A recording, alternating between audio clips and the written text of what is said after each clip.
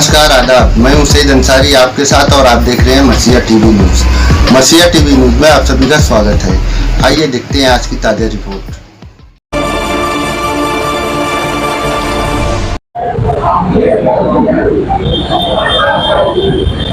नवंबर 2024 का इलेक्शन होना है। विधानसभा में इस इलेक्शन में मैं MIM से मजलिसे इत्तेहादुल मुस्लिमीन से उम्मीदवारी कर रहा हूँ। हमने अपनी मशवरे के बाद जो प्रोग्राम तरतीब दिया है वो प्रोग्राम ये है कि कल से हम अपना प्रचार डोर टू डोर शुरू कर रहे हैं। हम इस बात की हमेशा कोशिश करते रहे कि अपने इलेक्शन के ताल्लुक से हम बराहे रास्त लोगों के दरवाज़ों पर जाएं और अपना पैगाम दें और उनसे वोट की अपील करें। तो कल सुबह 10 बजे से इंशाअल्लाह हम अपने प्रचार का आगाज़ करेंगे और इस्लामपुरे से इसकी शुरुआत करेंगे। हमारे मशवरे से ये तय हुआ है कि बुध के दिन खयाबान निशात चौक पर हमारा पहला इंतखाबी जलसा होगा और उस जलसे के अंदर हम लोग अपने इलेक्शन के तई अपने शहर को क्या देना चाहते हैं और इस शहर की तामीर और तरक्की के लिए इस शहर में अमन व अमान बरकरार रहे और इस शहर से बुराई का खात्मा हो, इस बात के लिए हम लोग अहलियान शहर से गुफ्तगू करेंगे। हमारा पहला जलसा खयाबान निशात चौक पर होगा और उसी दिन हम उस इलाके के अंदर डोर टू डोर जा करके लोगों से मुलाकात भी करेंगे। हमारा दूसरा इंतखाबी जलसा जुमा के दिन सैलानी चौक पर होगा और सैलानी चौक के इलाके में भी हम लोग अपने जो तरीक़ेकार है जुमेरात और इसी तरह जुमा, हम अपने जो है घर घर जा करके जो प्रचार करना चाहते हैं उस इलाके में अपना प्रचार करेंगे। ये हमारा प्रोग्राम है और इस प्रोग्राम को ले करके हम लोग अपने इंतखाबी मुहिम में आगे बढ़ेंगे। में हमारा सबसे बड़ा मुद्दा अच्छाई और बुराई इस शहर को समझाना है। आज हमारा ये सबसे बड़ा मुद्दा है। काम होता रहेगा, काम करने वाले लोग आएंगे, काम होगा और काम होना दरअसल ये छोटे मोटे काम जो रोड गटर के हैं, लाइट के हैं, पीने के पानी की पाइपलाइन का है, ये काम कारपोरेशन की जिम्मेदारी है। लेकिन कहीं ना कहीं हम अपने आप को जिम्मेदार समझते हुए अगर कारपोरेशन से काम नहीं हो रहा है तो मुख्तलिफ सरकारी डिपार्टमेंट से निधि ला करके हम काम करने की कोशिश कर रहे हैं। अगर हमारा शहर तामीर और तरक्की के लिहाज से आगे बढ़ गया लेकिन हमारे शहर में हमारा नौजवान अगर बेराह रवी का शिकार हो गया, बुरी आदतों में, बुरी लत में पड़ गया, तो शहर के संवर जाने के बाद भी खानदान के खानदान तबाह व बर्बाद होंगे। यही वजह है कि हमने अपने इस इलेक्शन का मुद्दा अच्छाई और बुराई इसी को बनाया है और हम इसी मुद्दे पर लेकर पूरी ताकत से अपना प्रचार करेंगे। आज सड़कों पर बोल के एक भी सड़क ऐसी नहीं है चला जा सके या मोटरसाइकिल चलाई जा सके या गाड़ी। अखिलेश यादव आज ने उन्होंने ये शिकायत की कि आपका शहर जो है खुला शहर अंदर बन चुका है, तो आपने काम तो किए, ये जिम्मेदारी किसकी? ये जिम्मेदारी कारपोरेशन की है। कारपोरेशन जब अपने शहर से टैक्स वसूल करती है तो टैक्स वसूल करने के बाद पूरे शहर के रहने वालों को बुनियादी सहूलत फराहम करना, जिसमें रोड है, गटर है, पीने का पानी है, लाइट है, हेल्थ है और इसी के साथ एजुकेशन है, ये सारी जिम्मेदारी कारपोरेशन पर आती है। और हम यही चीज लोगों को बताना भी चाहेंगे कि कारपोरेशन में जो लोग 7.5 साल तक कंटिन्यू बरसरे इक्तदार रहे, अगर 7.5 साल के अरसे में शहर में अपनी जिम्मेदारी महसूस करते हुए कारपोरेशन में मेयर की चेयर पर बैठ करके अगर मालेगांव के रोड रास्ते बना दिए होते तो लोगों को शिकायत करने का मौका नहीं मिलता। एक MLA जो होता है आज उसको 5 करोड़ रुपया सालाना बजट मिलता है, जबकि पहले 2 करोड़ था फिर उसको बढ़ा करके 3 करोड़ किया गया और फिर उसके बाद बढ़ा करके उसको 5 करोड़ किया गया। जाहिर बात है इस तरह जो निधि मिली है वो निधि ऐसा है जैसे ऊंट के मुंह में जीरा। शहर का कामकाज इससे कितना हो सकता है, आप जिस लाइन में हो इस बात को अच्छी तरह समझते हो। दुख की बात यह है कि जो लोग 7.5 साल बरसरे इख्तिदार रहकर इस शहर को बनाने संवारने के जिम्मेदार थे, उन्होंने अपनी जिम्मेदारी पूरी नहीं की और एक एमएलए से 5 साल का हिसाब मांग रहे। हम अपने पूरे शहर को ये बात भी बावर कराएंगे कि हिसाब किनसे लेना चाहिए और इन कामों का जिम्मेदार कौन था।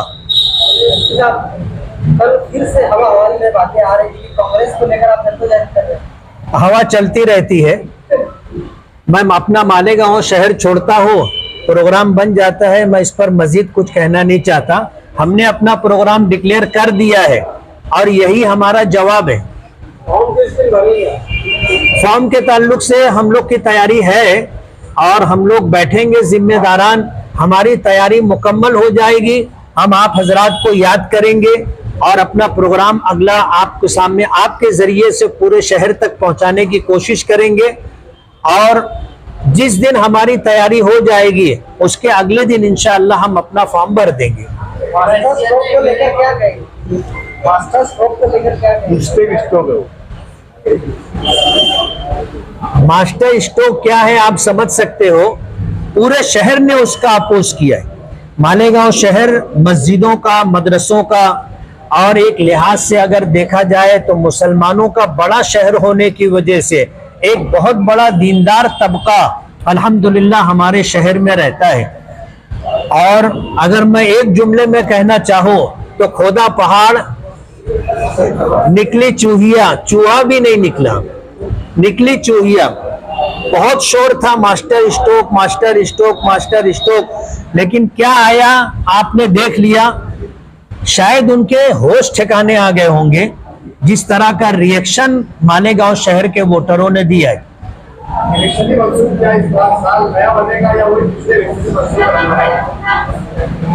बात यह है कि जो सत्ता में होते हैं उनके लिए भी इस तरह का कामकाज करना मुश्किल हो जाता है। हम अपने शहर से कोई झूठा वादा नहीं करना चाहते। हम ये चाहते हैं कि हम अपने शहर की जरूरत के पेशे नजर जो काम होगा उस काम को करवाने की पूरी कोशिश करेंगे, चाहे वो काम हमारे मंशूर में शामिल ना हो।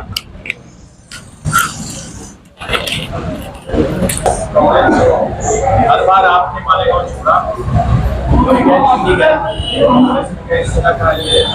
क्या इस बात पे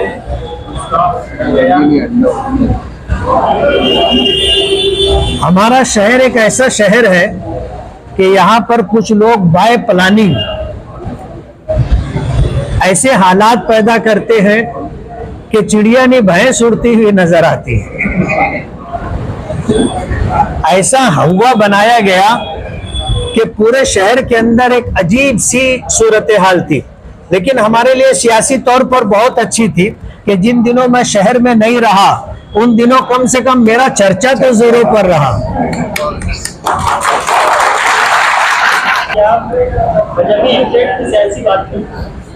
पूरा शहर इस बात को देख रहा है। मैंने मजहबी स्टेज से कभी भी एक जुमला सियासी नहीं कहा और जब मैं सियासी स्टेज पर होता हूँ तो सियासी बात करता हूँ। मुकाबले में उनका जवाब दो। हाँ, मुकाबले हम लोग का जवाब इसलिए जो है मैं अपने तई जो बात कहना है कि ये इल्जाम बेबुनियाद है। हम मजहबी स्टेज से मजहबी बात करते हैं, सियासी स्टेज से सियासी बात करते हैं।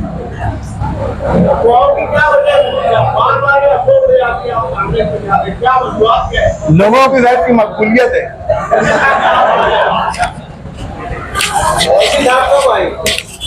बात चल रही है और इंशाअल्लाह जब जरूरत महसूस होगी तो अवैसी साहब की आएंगे। हाँ, आएंगे सभी। हमको अवैसी साहब की जरूरत नहीं है, अल्हम्दुलिल्लाह शहर का माहौल बता रहे हैं। बात ये है कि जो चीज का हम लोग सिर्फ अंदेशा करते थे वो बात उस दिन सच साबित हुई। जैसे कि माजी आमदार अपने आप को बहुत दूर अंदेशी से बताते कि मैं बहुत दूर अंदेश से सोचता हूँ, तो उस चीज को उन्होंने वहां साबित करे। और जो नाम लाए उन्होंने इस्लाम, ये बड़ी सोची समझी प्लानिंग से उन्होंने ये नाम लाए, ताकि फिरका परस्तों को इस्लाम के बारे में बोलने को जगह मिल जाए। जैसे अकबर बादशाह ने दीन इलाही कायम किया था, उसी तरीके से आसिफ शेख रशीद एक नया दीन इलाही लाने की कोशिश कर रहे हैं शहर के अंदर।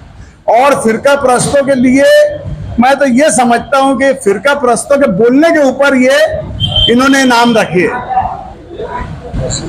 महाराष्ट्र की सियासत में इस्लाम कांग्रेस पार्टी का क्या असर है? महाराष्ट्र की सियासत हो या हिंदुस्तान की सियासत में हो, ये नाम के ऊपर हमारा दीन हमको क्या बोलता है कि किसी के दीन को तुम खराब मत बोलो, किसी के दीन को बुरा मत कहो, इसलिए कि कोई तुम्हारे दीन को बुरा बोलेगा।